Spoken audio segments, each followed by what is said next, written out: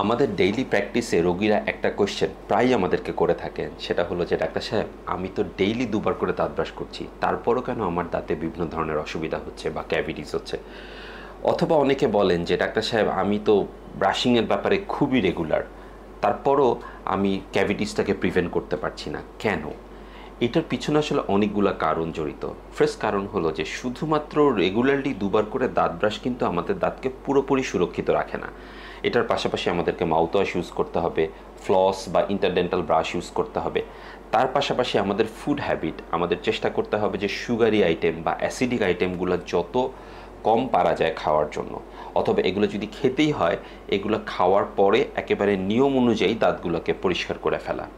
আর পাশাপাশি একটা genetical cause তো আছেই। অনেক সময় দেখা যায় যে আমাদের আগের জেনারেশন বা তার আগের জেনারেশনে যদি দাঁতের প্রবলেম থেকে থাকে, সেক্ষেত্রে সেই প্রবলেমগুলো জেনেটিক্যালি কিছুটা আমাদের মধ্যেও চলে আসে।